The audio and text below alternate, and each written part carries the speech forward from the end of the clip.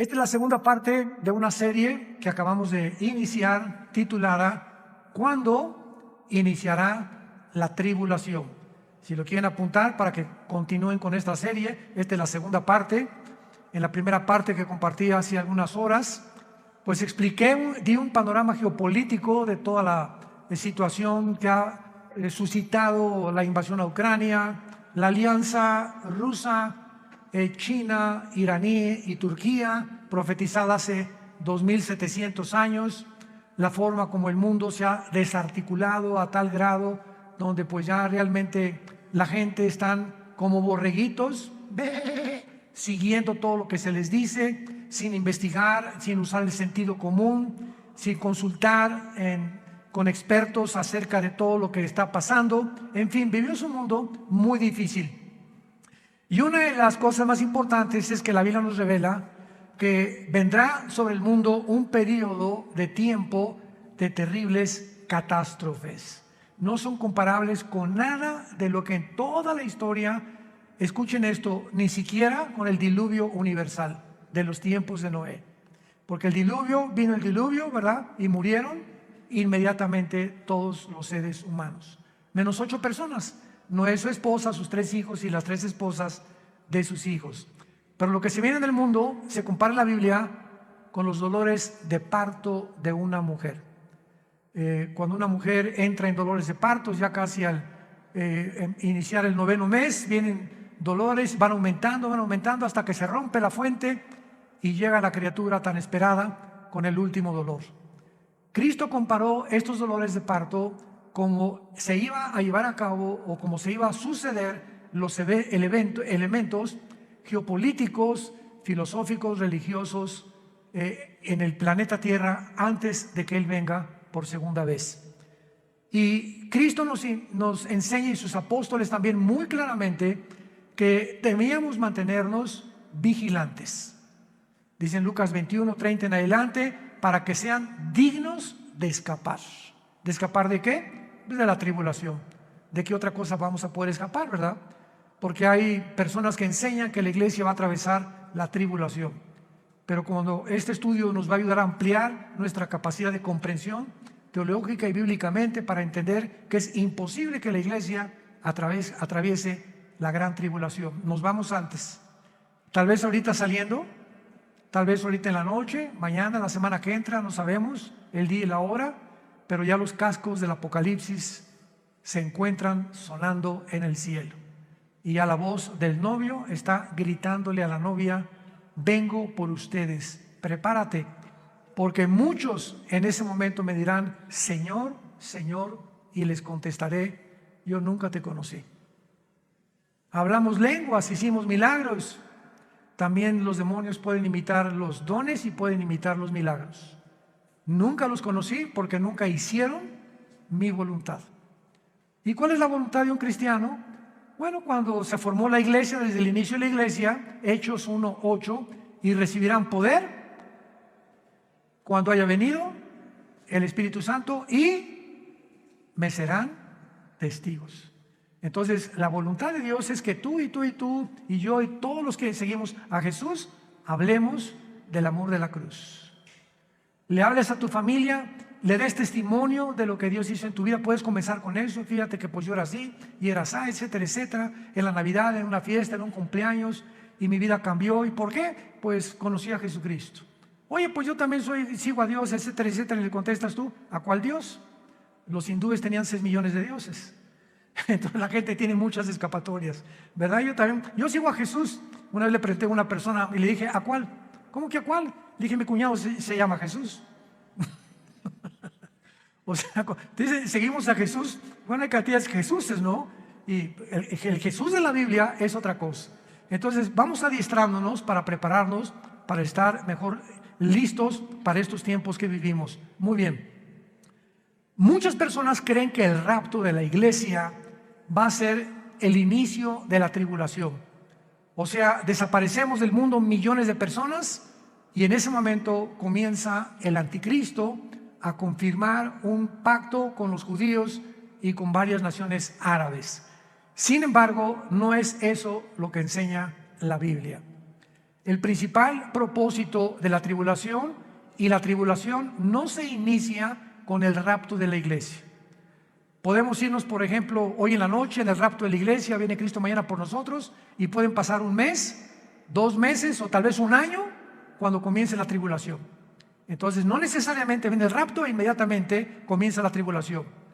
La tribulación, los que quieran apuntar, comienza, tiene su inicio cuando el anticristo confirme un pacto de paz con la nación de Israel y con naciones árabes. Abran sus Biblias en el libro de Daniel, capítulo 9, versículo 27. Daniel 9, versículo 27. En este capítulo 9 de Daniel, de los versículos 24 al 27, se encuentra la famosa semana 70 de Daniel. Porque hace 2600 años, Daniel se encontraba en Babilonia cuando comenzó a leer al profeta Jeremías.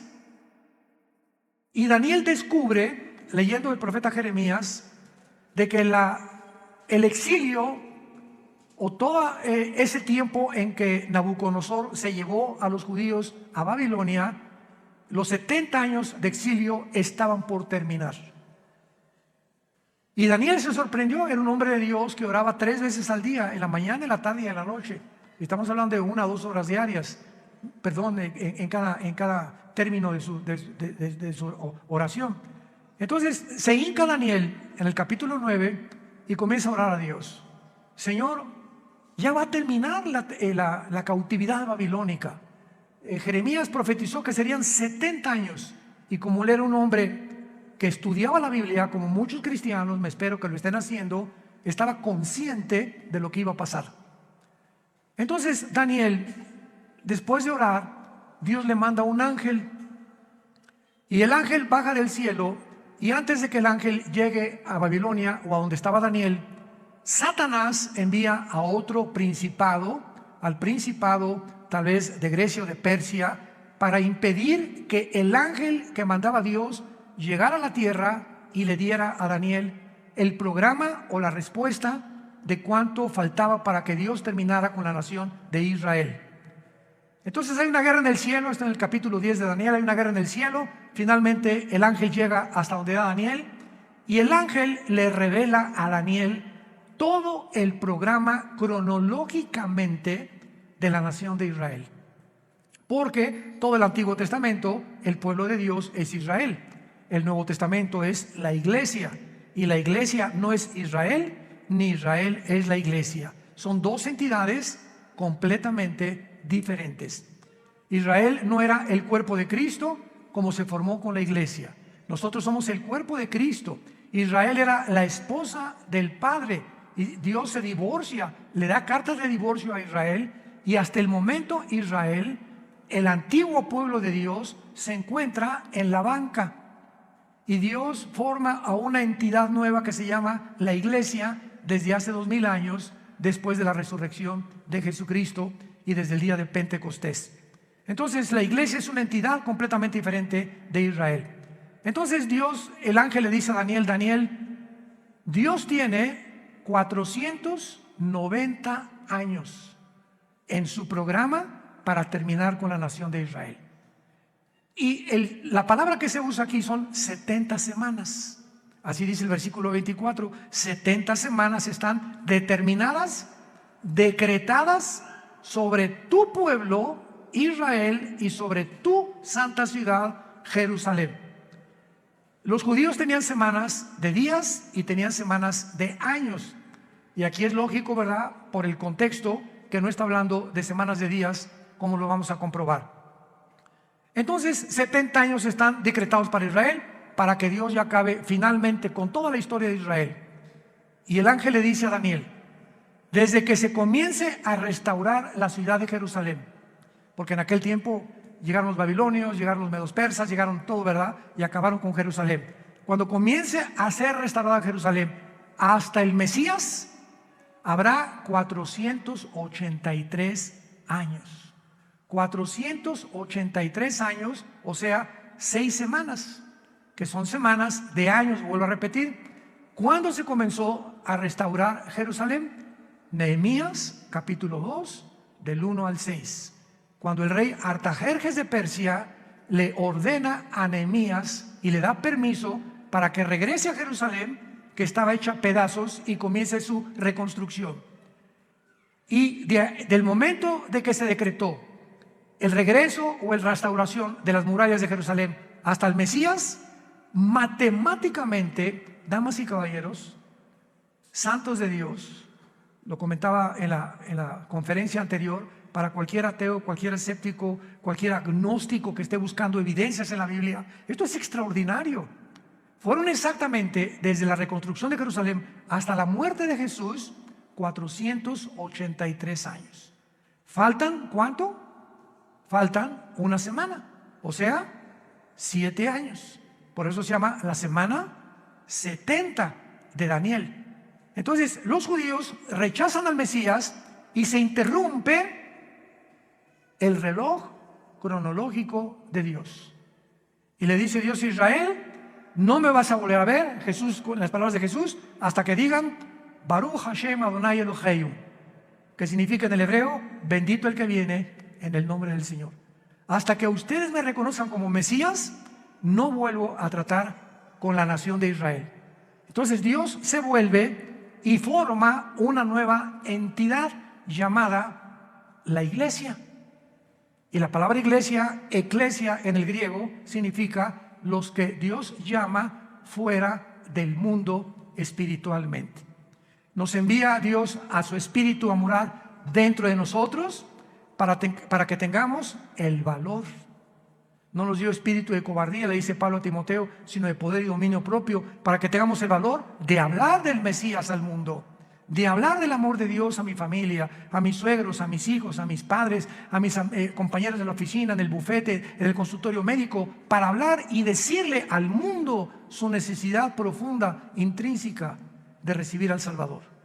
Ese es el valor que una persona que no tiene a Cristo no testifica. Si tú te llamas cristiano y nunca has hablado de Cristo, dudo que tu cristianismo sea real. Muy bien. Entonces, esta semana que le falta Dios a tratar con Israel, se interrumpe por el periodo o la dispensación de la época de la iglesia, que tiene que durar 2000 años. ¿Por qué 2000 años? Porque de Adán a Abraham, 2000 años, de Abraham a Cristo, 2000 años, y de Cristo a cuando termina la iglesia, 2000 años, o sea, 6000 años. Dios creó el mundo, el universo, en 7 días, ¿se acuerdan? Génesis capítulo 2. Entonces, este séptimo día, dice el Salmo 90 y 2 de Pedro 3, que para Dios un día son 1000 años y 1000 años es como un día. Entonces, Dios establece su reloj cronológico desde los 6 días de la creación, que son un símbolo de lo que va a durar la historia del ser humano en este planeta. 6000 años nada más. Y cuando entremos al milenio, al séptimo día, vamos a entrar al reino mesiánico, que serán nuestras vacaciones. Pero ya no vamos a hablar de eso ni nos vamos a adelantar. Es importante que nos ubiquemos ahorita en lo que estamos hablando de la semana 70 de Daniel. Entonces, Israel, ahí nos vemos. Ya no te voy a ver hasta que usted me reconozca. Mientras tanto, Dios se voltea, porque la Biblia dice: los ojos de Jehová están sobre los justos. Y cuando habla la Biblia de los ojos de Jehová, se refiere a su presencia. Entonces, cuando Dios dice me volteo y no te veo, significa Dios te ha dejado. Haz lo que tú quieras, Pepito, haz lo que quieras, Carmelita, ya no me vuelvo a meter con tu vida. Y se voltea a Dios y te deja que te hundas y toques fondo. Es la forma como Dios juzga a los seres humanos. Si cuando venga tribulación y angustia me buscarás, y entonces no responderé. Porque no es cuando tú quieras, es cuando oigas su voz, no te endurezcas. Y ahorita ustedes están escuchando la voz de la palabra de Dios. Entonces, a Dios y Israel, Dios forma a la iglesia y comienza a trabajar con nosotros, con el Espíritu Santo. La iglesia tiene que llegar a su final. Porque si no llega a su final, ¿cuándo va Dios a regresar con Israel?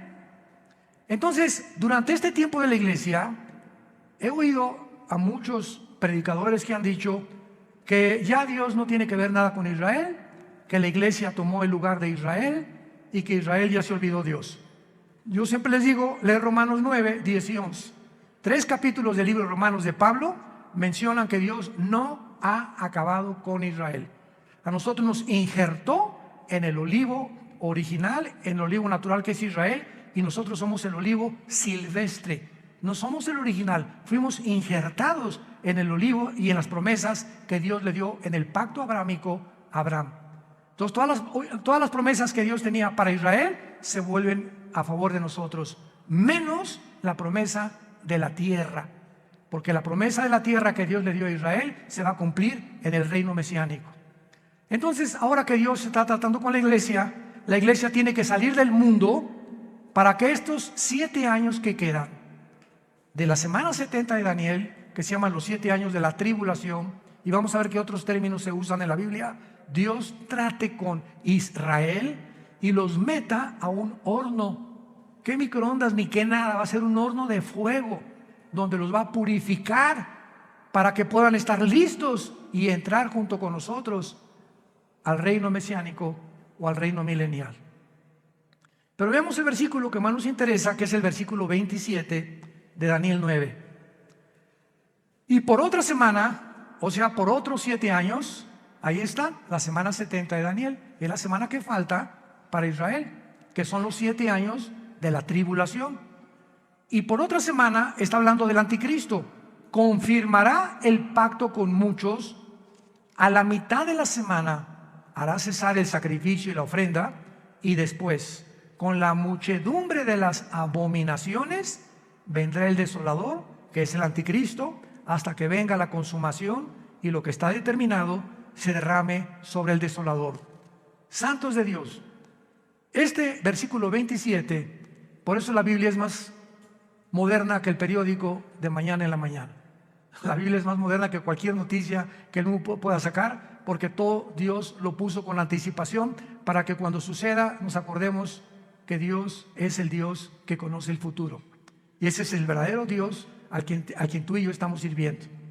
Noten ustedes, hablando del anticristo, versículo 27, y vamos a traducirlo, por 7 años el anticristo va a confirmar, no a afirmar. ¿Ya lo vieron? Confirmar un pacto. Esto significa que cuando nos vayamos nosotros y el anticristo se siente con los rabinos judíos o con los gobernantes de Israel actuales, o no sabemos quiénes serán, para firmar un pacto, confirmar un pacto, estos gobernantes judíos van a aceptar que este hombre les garantice la paz por 7 años, por la semana 70 de Daniel, que son 7 años. Entonces el anticristo les va a decir, por 7 años les garantizo que ninguna fuerza externa, ningún poder, ni Rusia, ni China, ni nadie los va a atacar. Pero al mismo tiempo dice, confirmará el pacto con muchos, aparte de Israel. ¿Quiénes son estos muchos? Las naciones árabes, que han sido su principal enemigo de Israel. Ahora, qué maravilloso. Desde 1948 que Israel se estableció como nación soberana, independiente y libre, y el mundo estupefacto volteó hacia Israel. En un día se formó una nación, después de casi 2000 años que estuvieron exiliados por todo el mundo. Entonces, esto es impresionante, porque desde 1948 hasta principios de este siglo, síganme con cuidado, hasta principios de este siglo, solo dos naciones árabes habían firmado pactos de paz con Israel: Jordania y Egipto, que todavía permanecen estos paz con Israel. Pero en estos últimos meses de la administración de Trump y la administración de los demócratas en Estados Unidos, las naciones árabes, aparte de Egipto y Jordania, cosa que nunca se había visto en la historia, comenzaron a decirle a Israel: ¿nos das chance de estar bajo tu paraguas? ¿Qué? ¿What? ¿Nos das oportunidad de que quedemos bajo su protección? ¿Cómo? ¿Qué hizo que las naciones árabes comenzaran? Bahrein, los Emiratos Árabes Unidos, Sudán, Marruecos, le estén pidiendo ayuda a Israel a entrar en lo que se llama el acuerdo de Abraham, que firmó Israel con los Emiratos Árabes, con Bahrein, puras ciudades árabes, y últimamente ya son casi 6 o 7 naciones árabes que están bajo el paraguas de Israel, por causa de Irán. Porque Irán comienza a bombardear a Arabia Saudita hace 1 o 2 años, a sus pozos petroleros, y Estados Unidos no interviene, ni tampoco Israel, porque Israel no tiene ningún pacto con Arabia Saudita, es la nación más grande de toda la península arábica.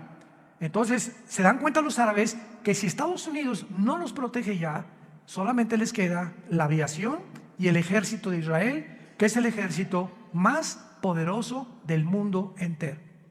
Así de chiquititos, pero bien picosos. Entonces comienzan a pedirle ayuda a Israel. Oye, vamos a un acuerdo, Israel feliz, ¿verdad? Porque ahora Israel les da protección y se están protegiendo más y más y más. Y cuando dice que el anticristo va a firmar con Israel y con muchos, ya son 7 naciones árabes las que han firmado el acuerdo de Abraham. Falta Arabia Saudita. Y Arabia Saudita, ahora que vino el presidente Biden a Arabia, todo el mundo, primero fue Israel, después fue Arabia, todo el mundo estaba esperando porque él venía a eso. Pues vamos a convencerlos de que firmen y se unan a Israel. Pues el jeque de Arabia Saudita le dijo al presidente Biden: no vamos a firmar ningún tratado de paz con Israel, porque tenemos una sola condición. Cuando Israel haga la paz con los palestinos y Israel le permita a los palestinos poner un estado palestino dentro de Israel, firmamos el acuerdo de Abraham. Cosa que los judíos nunca van a hacer. Así que le están pidiendo, ¿verdad?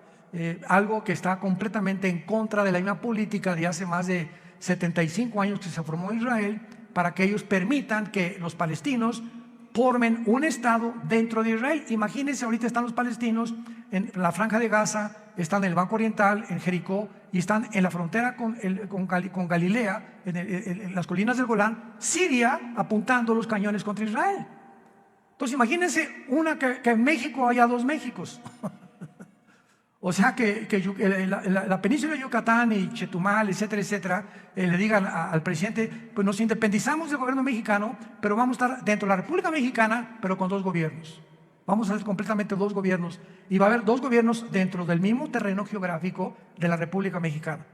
Pues esperamos guerras, ¿verdad? Esperamos siempre haber problemas, porque pues ¿cómo vamos a poder estar 2 presidentes gobernando el mismo terreno geográfico que nos pertenece desde hace miles de años?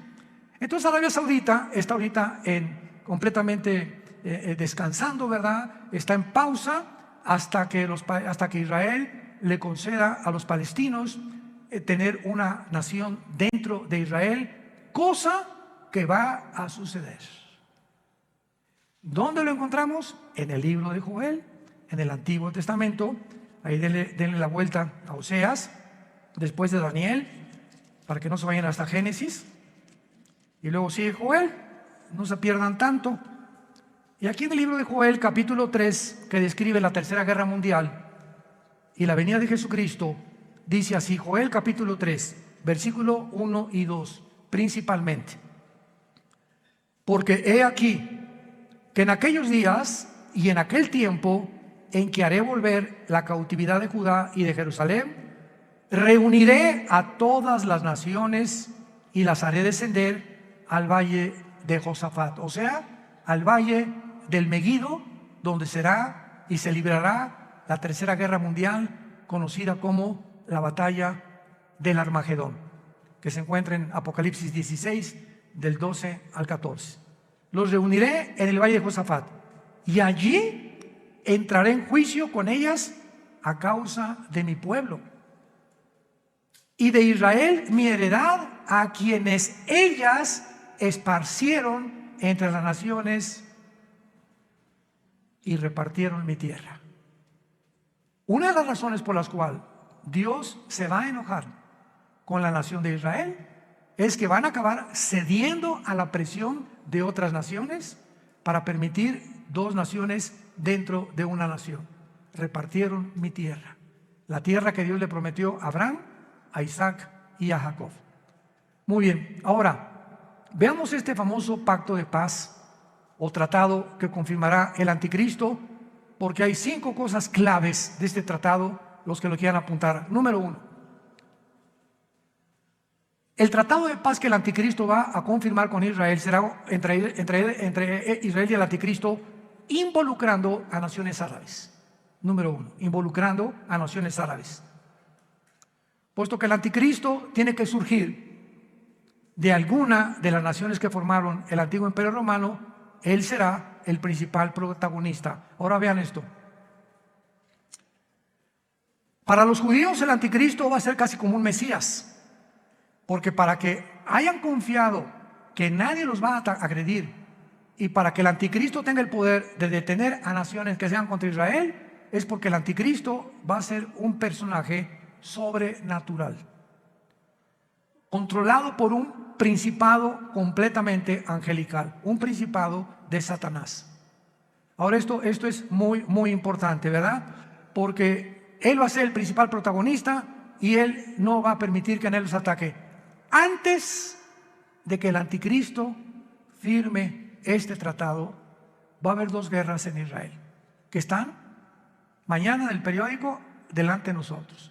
La primera es la del Salmo 83. El Salmo 83 profetizó hace 3000 años que las naciones árabes que forman el círculo cercano a Israel, Egipto, Jordania, el Líbano, Irak y Siria, van a tratar de aniquilar a Israel por segunda o tercera o cuarta vez. Lo intentaron en el 48 cuando regresaron. Al otro día, cuando el primer ministro de Israel se proclamó Israel como un estado libre y soberano, los atacaron. Al otro día, el 15 de mayo de 1948. Los volvieron a atacar en 1956. Los volvieron a atacar en la Guerra de los 6 días, 1967, junio del 1 al 7 de 1967. Y los volvieron a atacar en la Guerra de Yom Kippur, 1973. Cuando Yasser Arafat formó el movimiento para la liberación de Palestina, jurando en el decreto que tienen los palestinos: nunca permitiremos que podamos tener un gobierno en Israel sin Jerusalén. Imagínense nada más. Todos los diplomáticos, el presidente Bush, el presidente Carter, el presidente Clinton, el presidente Reagan, el presidente Trump, el presidente Biden, le han dicho a los palestinos: bueno, les damos la mitad de Jerusalén y les damos aquí, les damos allá, y ellos dicen: no, toda Jerusalén. O sea, cosa, ¿verdad? Me río porque es una imposibilidad. Como dijo Benjamín Netanyahu, que tal vez próximamente vuelva a recobrar el primer ministerio en Israel, Netanyahu dijo: el día que realmente nuestros enemigos quieran que les demos Jerusalén, vamos a tener lista la operación Sansón. Así se llama, la operación Sansón. ¿Qué pasó con la operación Sansón? ¿Se acuerdan de la vida de Sansón? En Números capítulo 3 en adelante. Bueno, a Sansón le sacaron los ojos, una mujer lo debilitó en sus fuerzas por andar ahí de rabo verde, ¿verdad? Y el Espíritu Santo lo abandonó a Sansón, se quedó sin fuerza, y entonces los filisteos tenían como un circo, lo pusieron lo empujaron: a ver tu fuerza, etc. Y comenzaron a burlarse de él. Y ahí Sansón, en medio de este espectáculo donde todos se burlaban de él, los filisteos, le dijo a Dios: Padre, por favor, yo te pido, como un último acto de mi voluntad, llévame a donde haya 2 columnas, porque Sansón conocía el teatro filisteo, para que yo pueda derribar este teatro. Y entonces unas personas que lo guiaron, ¿verdad?, lo pusieron debajo de las 2 columnas, y entonces Sansón muere junto con todos los filisteos. O sea, Sansón tenía el ministerio de acabar con los filisteos, y fue hasta su muerte que terminó con ellos. En su muerte terminó con su ministerio. Entonces los judíos le llaman operación Sansón. Si nos atacan, morimos junto con ustedes. Tenemos la bomba nuclear. Entonces Israel nunca va a permitir una invasión. Hasta este momento no lo ha permitido y siempre ha ganado. Y nunca Israel ha sido el que provoca a sus enemigos. Nunca él ha buscado la guerra. Siempre se ha defendido de las naciones árabes. Con esto, para que no haya malos entendidos, no estamos hablando que somos judíos, porque ahorita no hay judío, no hay griego, no hay gentil, no hay italiano, no hay mexicano. En Cristo, en la iglesia, todos somos iguales. Y ahorita los judíos tampoco son parte de Dios. Están en la banca. Ahorita la iglesia son los ojos y el interés principal de Dios el Padre. Pero Dios va a regresar con ellos cuando la iglesia no está en el mundo. Esta guerra del 83 no tarda en liberarse, porque Irán sigue amenazando a Israel.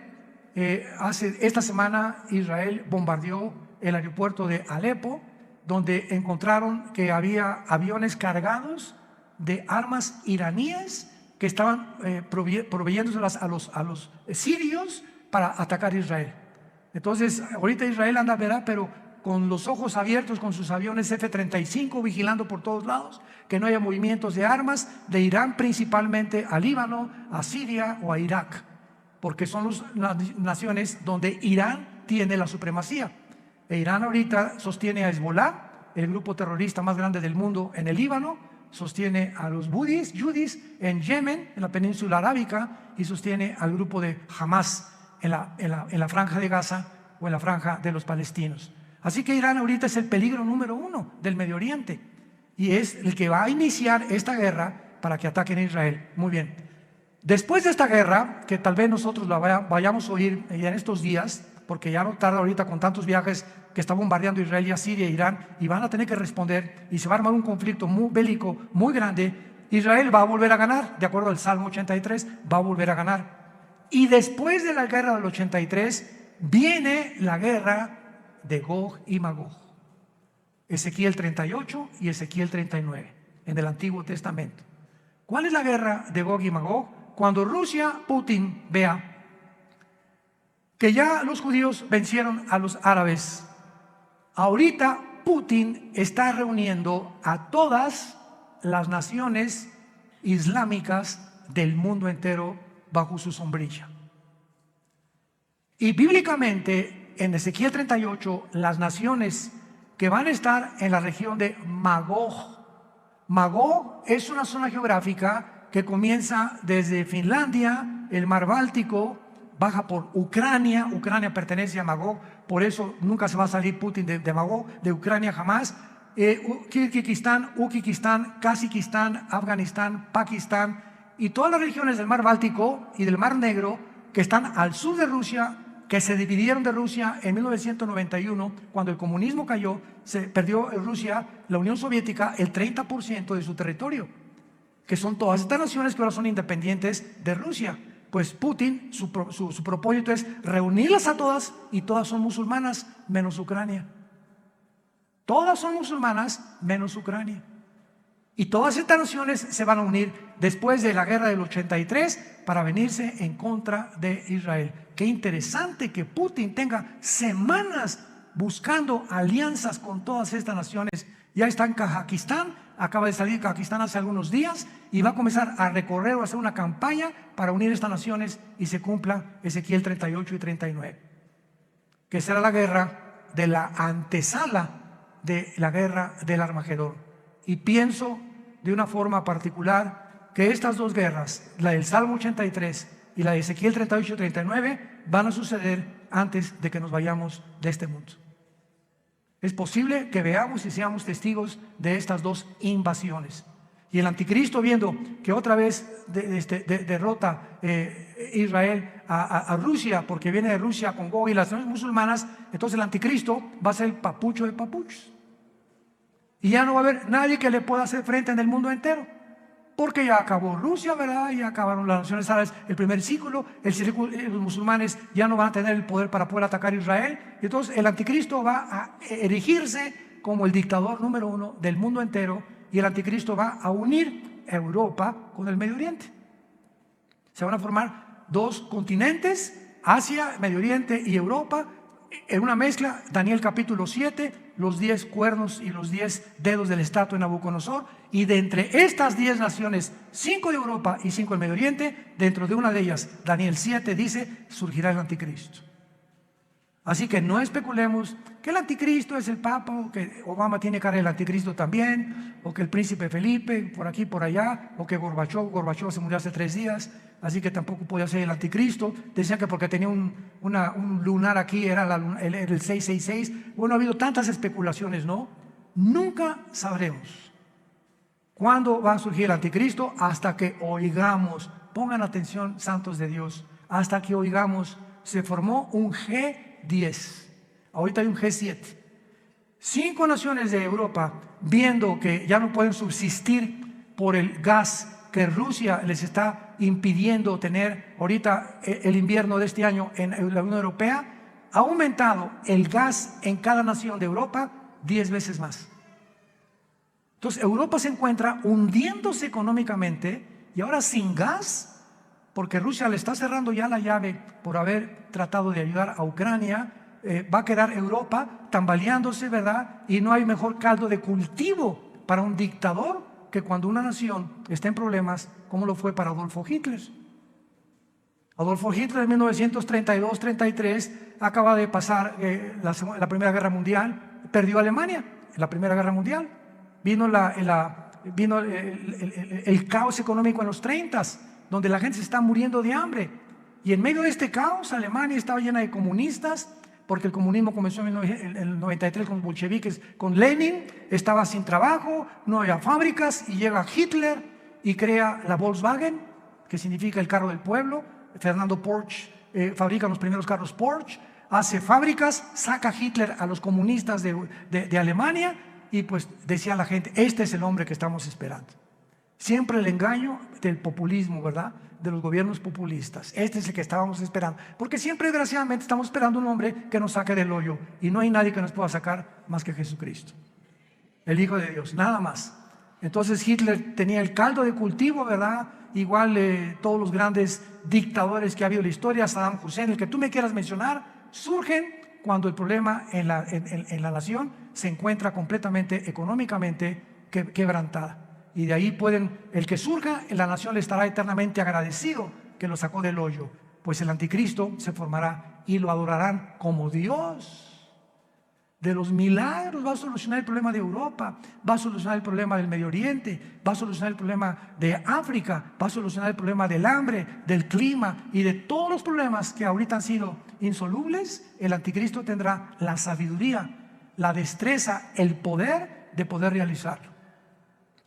Veamos en el libro de Daniel capítulo 8 lo que acabamos de comentar del anticristo, porque aquí se escriben en estos versículos claramente los poderes del anticristo durante la tribulación. Daniel 8, 23 al 25 está hablando de la persona del anticristo. Escuchen con mucha atención. Y al final del reinado de estos, cuando los transgresores lleguen al colmo, se levantará un rey altivo, de rostro y entendido en enigmas.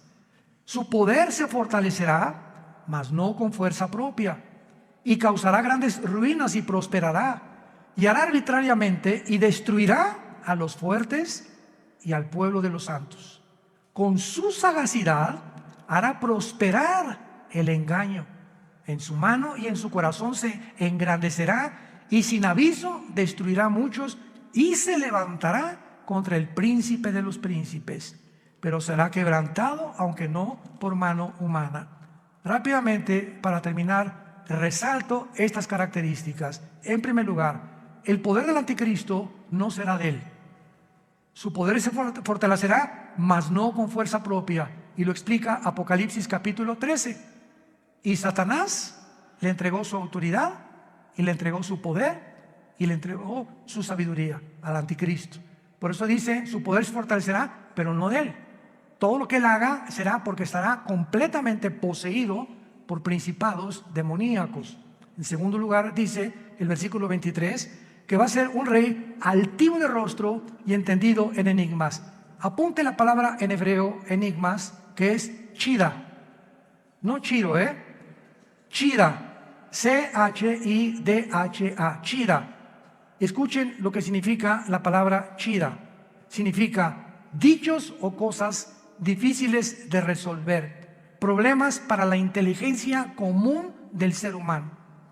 O sea, que él va a tener una capacidad sobrenatural, científica, filosófica, política, religiosa, que va a asombrar a la mente más brillante que pueda en ese tiempo existir en el mundo.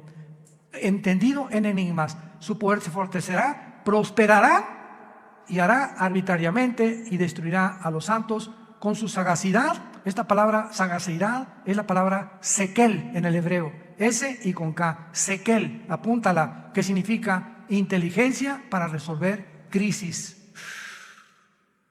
con su inteligencia para resolver crisis, hará prosperar el engaño. O sea, todo su reino será de engaño, de mentiras, de promesas falsas. Porque a los 3 años y medio, en lugar de los 7 años, entrará al templo judío, les permitirá reconstruir el tercer templo a los judíos, los traicionará a los judíos y comenzará la persecución. Mateo 24, 15 al 20.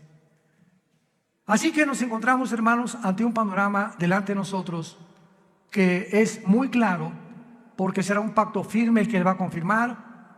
Va a iniciarse con 7 años de falsas promesas. Les dará a los judíos el derecho de reconstruir el templo, y a los 3 años y medio profanará el templo, persiguiendo a los judíos y a los cristianos que queden en aquellos días. Tenemos ante nosotros una película, por eso se llama el Apocalipsis. ¿Saben qué significa la palabra Apocalipsis?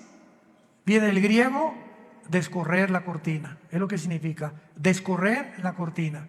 Dios en el Apocalipsis nos descorre las cortinas que nadie con su inteligencia natural o humana puede penetrar en el futuro más que el Dios de la Biblia.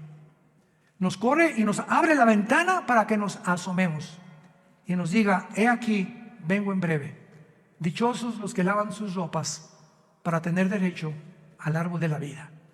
Y para que sepan que en cualquier momento vengo por ustedes, y muchos se arrepentirán, se jalarán los pelos al darse cuenta que era demasiado tarde, porque nunca hiciste firme tu vocación y tu elección.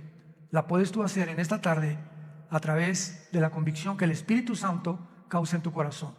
Oremos. Te damos gracias, Padre y Dios de Jesucristo nuestro Señor, el gran pastor de las ovejas, por el pacto sempiterno. Oramos que Dios te haga hacer, que te motive y que tu pueblo pueda despertar, Señor, porque tu pueblo está dormido. Hay un engaño operando en el mundo entero ya, haciéndonos creer cosas que no son reales. Los medios de comunicación están llenos de mentiras, falsedades por todos lados, donde el mundo ya no sabe qué creer y qué no creer. Pero tenemos la palabra profética más segura, a la cual haríamos bien en estar atentos como una antorcha que alumbra el lugar oscuro hasta que el lucero de la mañana salga en nuestros corazones. Gracias, Padre, por tan grande salvación, por esa cruz donde tu Hijo le pusieron espinas en la cabeza, clavos en las manos y clavos en los pies, y desangrando y agonizando, Él pudo expresar las palabras más sublimes que un hombre en ese estado pueda expresar: perdónalos, porque no saben lo que hacen. Pero en este momento tú ya sí sabes que Él murió por ti, para pagar por tus pecados, que fue enterrado, crucificado y resucitado a los 3 días, y que tú necesitas abrazar esa cruz hoy, que tu corazón está preparado, e invitarlo a tu vida como tu Señor y Salvador. Dile estas palabras desde lo profundo de tu alma, si quieres en este momento arrepentirte de tu vida y entregársela a Dios. Padre, te pido perdón por mi vida, por mis pecados. Creo que en esa cruz con tu sangre pagaste por ellos, y que a los 3 días resucitaste de los muertos. Y porque creo que vives, Jesús, te pido que entres a mi corazón como mi Señor y mi Salvador. Te doy gracias por la vida eterna y por lo que harás en los pocos días que me quedan de vida para hablar de ti, Señor. No perderé ninguna oportunidad ya en la vida de dar testimonio de tu gracia y amor en la cruz. En el nombre de Jesús. Amén. Gracias a Dios por esta palabra. Gracias a Dios por este libro maravilloso que Dios nos ha dejado. Ámala. Lee la Biblia, estudia la Biblia, memoriza la Biblia, medita la Biblia, día y noche. Y Dios te promete, el Dios que inspiró este maravilloso libro, que es un compendio de 66 libros, que Él te hará prosperar en todo lo que tú hagas. si tú buscas a Él y su reino en primer lugar. Y Él no es hombre para que mienta, ni hijo de hombre para que se arrepiente. Lo que Dios cumple lo va a hacer realidad en tu vida. Pero tú tienes que apegarte, abrazar, arraigarte a esta palabra santa. En la mañana ábrela en los Salmos, en Proverbios, en Juan. Léela 15 minutos, 20 minutos. Antes de leerla, Padre, abre mi corazón a tu palabra. Dame entendimiento, Espíritu Santo. Ahorita vamos a comer todos. No están ayunando, ¿verdad? Y antes de comer, donde quiera que estés, ahora agarra a tu mamá, a tu esposa, que tal vez no habías hecho. Padre, gracias por estos taquitos de barbacoa. Gracias, Señor, por esta comida, en el nombre de Jesús. Y comenzamos ya a vivir una vida de agradecimiento al Creador y al que dio su vida en una cruz por nosotros. Antes de acostarte, Padre, gracias por este día. Me acuesto en paz, me acostaré y así mismo dormiré, porque tú me haces vivir confiado. Quiero dormirme como un angelito sin pensar en nada, porque mañana tú me dirás qué cosa tengo que hacer. Pero comienzas a experimentar una paz que sobrepasa el entendimiento, que nunca habías experimentado hasta el momento que recibes a Cristo.